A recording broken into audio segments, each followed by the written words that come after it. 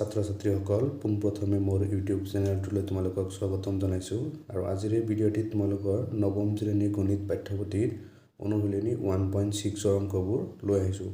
ইয়াৰ আগৰ ভিডিঅ'টোত 1 নম্বৰ অংকবোৰ কৈ থোৱা আছে, তো আজি আমি 2 নম্বৰৰ পৰা আৰম্ভ কৰিম। 2 নম্বৰত আছে মান উলিওৱা। 2ৰ 1 নম্বৰত আছে 9 to the power 3/2। প্ৰথম আমি 9ৰ মৌলিক উৎপাদক উলিয়াই লওঁ। 9ক 3 হৰণ কৰিলে কিমান যাব? 3। তাৰমানে 9ৰ সলনিত আমি কি লিখিব পাৰি? 3 স্কুৱেৰ। তো আমি লিখিম 3 স্কুৱেৰ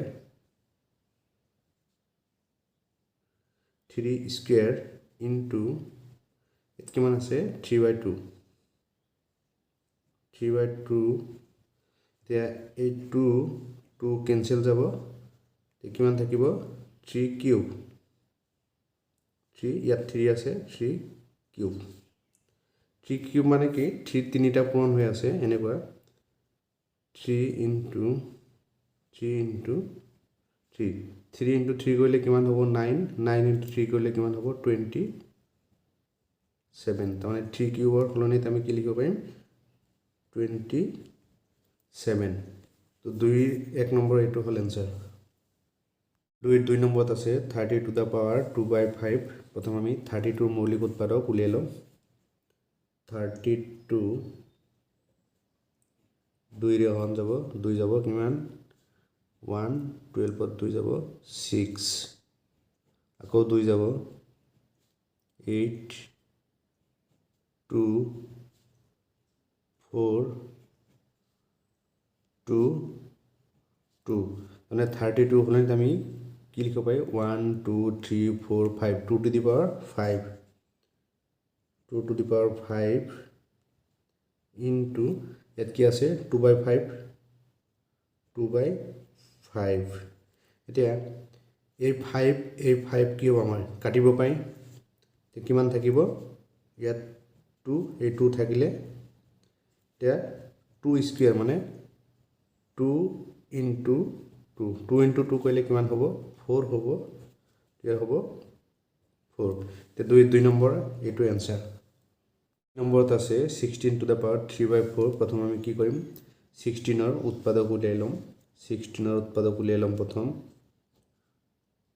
2 8 আকৌ 2 কিমান হ'ব? 4 আকৌ 2 কিমান হ'ব? 2। তাৰমানে 16ৰ সলনিত আমি লিখিব পাৰিম 2 to the power 4। 2 to the power 1 2 3 4। 2 to the power 4 into ইয়াত কিমান আছে? কিমান ইনটু হৈ আছে? 3/4। 3/4। এতিয়া এই 4 আমি কাটিব পাৰিম।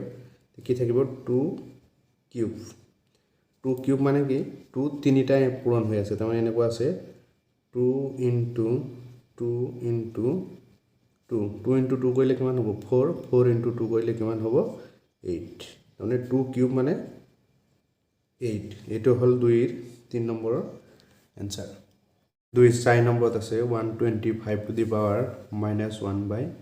প্ৰথম আমি কি কৰিম? 125ৰ উৎপাদক উলিয়াই ল'ম। 125 1 2 5 গতিকে 5ৰে হৰণ যাব 5 কিমান হ'ব? 2 কিমান হ'ব? 10 2 25ত কিমান যাব? 5 আকৌ 5 যাব 5। 125ৰ সলনিত আমি কি লিখিব পাৰিম? 5 কিউব লিখিব পাৰিম। 5 কিউব ইনটু ইয়াত কি আছে? -1/3 কি হৈ আছে? পূৰণ হৈ আছে। এতিয়া এই 3 আমি কাটিব পাৰি। এতিয়া কিমান থাকিব? 5 to -1। তাৰমানে -1 মানে আমি এনেকৈ লিখিব পাৰি যে 1/5। এইটো মানে এনেকুৱা আছে 5 ইনভাৰ্ছ। এইটো ইয়াৰ তলত কি আছে? 1 এটা আছে। ইয়াৰ তলত 1 এটা আছে। তেতিয়া কি হ'ব? এইফালে গ'লে এই 1টো ওপৰত গুচি যাব, এই 5টো কি হ'ব? তলত নামি আহিব আৰু এই মাইনাছটো কি হৈ যাব? প্লাছ হৈ যাব।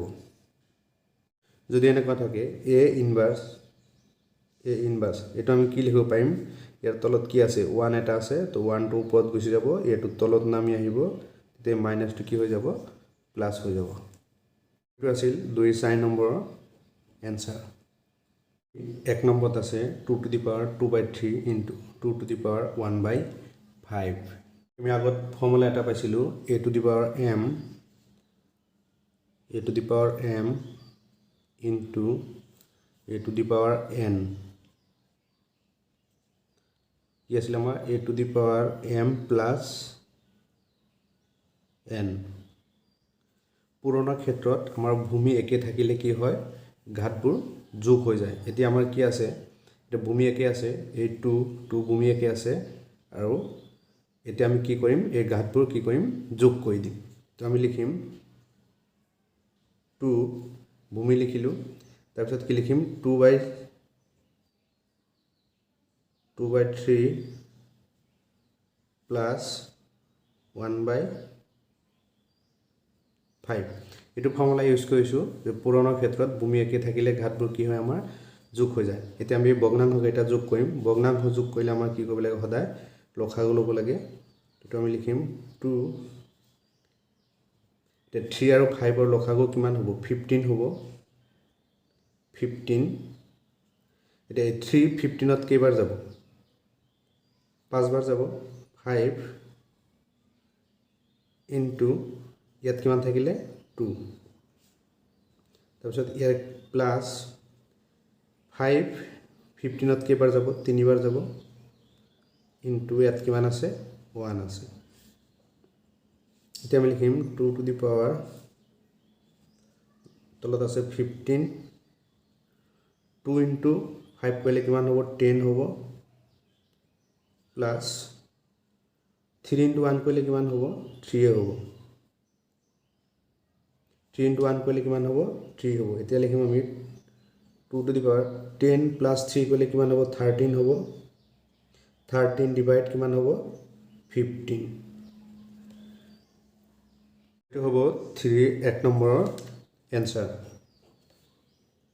আমাৰ ছাত্ৰ ছাত্ৰীসকল আশা কৰিছো তোমালোকে অংকটো নিশ্চয় ভালদৰে বুজি পাইছা 2 নম্বৰত আছে 1/3 কিউব হোল পাৱাৰ কিমান আছে 7 ফৰ্মুলা এটা পাইছিলো a to the power m whole power কিমান আছিল n তো আমাৰ ফৰ্মুলা কি আছিল a to the power m into n তাৰ মানে পুৰণৰ ক্ষেত্ৰত যদি পাৱাৰৰ ওপৰত পাৱাৰ থাকে তেতিয়া আমাৰ কি হয় পাৱাৰটো পূৰণ হৈ যায় এতিয়া আমি এই ফৰ্মুলাটো ইউজ কৰি অংকটো কৰিম আমি কি লিখিম ওপৰত কিমান আছে 1 তলত কিমান আছে 3 কিউব into আমাৰ কি আছিল a to the power m to the power n তাৰ মানে যদি কি হয় পাৱাৰৰ ওপৰত পাৱাৰ থাকে তে কি হ'ব আমাৰ পাৱাৰটো পূৰণ হ'ব এতিয়া কি আছে 3 কিউব আছে 3 কিউবটো লিখিলো আৰু ইয়াৰ হোল পাৱাৰ কিমান আছে 7 তাৰ মানে এই 3 কিউব এটো যদি আমি m ধৰো এটো m আৰু এটো কি হ'ব n তাৰ মানে কি হ'ব m পূৰণ n এতিয়া আমি কি কৰিলো 3 to m এতে n হ'ব n কিমান হ'ব 7 তো আমি লিখিব পাৰিম 1/3 যেটা আমি পাৱাৰ কেটা পূৰণ কৰিছো এতিয়া 3 into 7 কৰিলে কিমান হ'ব 21 আমাৰ ফৰ্মুলাটা আছিল যে a to the power m to the power n যদি পাৱাৰৰ ওপৰত পাৱাৰ থাকে পাৱাৰটো কি হয় পূৰণ হয় তো আমি কি কৰিলো এটো আমি m ধৰিলো এটো n তাৰ মানে whole power 1/3 cube whole power কিমান আছে 7 আছে তো আমি কি লিখিলো 1/3 কিউব লিখিলো যেটো 3 কিউব আছে এটো m ধৰিলো 3 into m into n আছিল তো আমি কি কৰিলো m into n কৰিলো এটা কি কৰিলো 3 লিখিলো 3 into 7 কৰিলে কিমান হ'ব 21 তো এটো আছিল 2 নম্বৰ এনসাৰ এতিয়া 3 নম্বৰত আছে 11 to the power 1/2 divide 11 to the power 1/4 আমি ফৰ্মুলা এটা পাইছিলো যে a to the power m divide a to the power n তো হৰণৰ ক্ষেত্ৰত ভূমি একে থাকিলে আমাৰ ঘাতবোৰ কি হয় মাইনাছ হয় এইটো আমি লিখিছিলোঁ a to the power m minus n এই 11 টু দি পাৱাৰ 1/2 এইটো যদি আমি a to the power m ধৰোঁ আৰু এইটো যদি আমি a to the power n ধৰোঁ তেতিয়া কি হ'ব আমাৰ a to the power m minus n তো এইটো আমি লিখিব পাৰিম 11 টু দি পাৱাৰ এইটো আমি কি কৰিলোঁ m ধৰিলোঁ এইটো n ধৰিলোঁ 11 two the power m minus n m মানে কিমান হ'ব আমাৰ 1/2 মাইনাছ n মানে কিমান হ'ব 1/4 এতিয়া ভগ্নাংশটো কি আমি মাইনাছ কৰিম এতিয়া কি হ'ব এইটো ভগ্নাংশ মাইনাছ কৰিবলৈ হ'লে কি হ'ব আমাৰ লসাগু ল'ব লাগিব 2 আৰু 4 ৰ লসাগু কিমান হ'ব 4 হ'ব এতিয়া 2 4 ভিতৰত কেইবাৰ যাব দুবাৰ ইনটু ইয়াত কিমান আছে 1 মাইনাছ 4 ভিতৰত কেইবাৰ যাব এবাৰ ইনটু ইয়াত কিমান আছে 1 তো আমি লিখিব পাৰিম 11 টু দি পাৱাৰ এতিয়া তলত আছে 4 এই 2 ইনটু 1 কৰিলে কিমান হ'ব 2 হ'ব মাইনাছ 1 ইনটু 1 কৰিলে কিমান হ'ব 1 হ'ব এতিয়া